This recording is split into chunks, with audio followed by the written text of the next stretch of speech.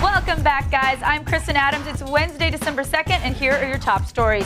Facebook users will soon have more control over their privacy settings. The changes were announced in an open letter to all users from CEO Mark Zuckerberg yesterday, where he detailed that users would soon be able to privatize their profile on a post-by-post basis. So if you go to a party and take pictures that you wouldn't want your boss to see, you can make the post private.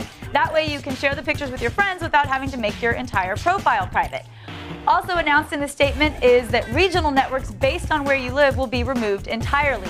Many of those networks, like the ones for China and New York, have grown so large that they no longer represent real-world connections. Expect the updates to take effect sometime over the next few weeks.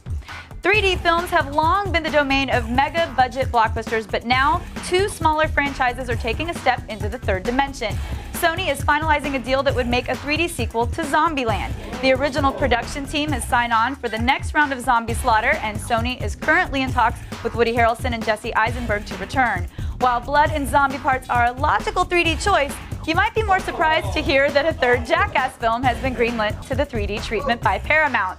Johnny Knoxville's Dick House Productions will produce with Spike Jonze. So get ready, folks, because it looks like 2010 may be the year of 3D blood and nuts.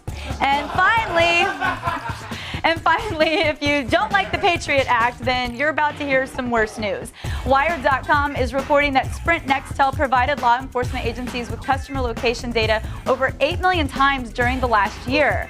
A company manager who disclosed the statistic at a non-public conference also revealed the existence of a web portal that allows law enforcement agents to type in a user's phone number and receive GPS coordinates of the phone's location.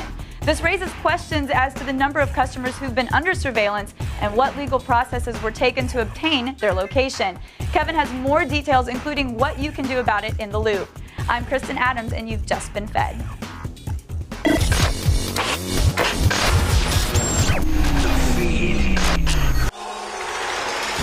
Who has what it takes to become the first American Ninja Warrior? Begins December 12th, only on G4.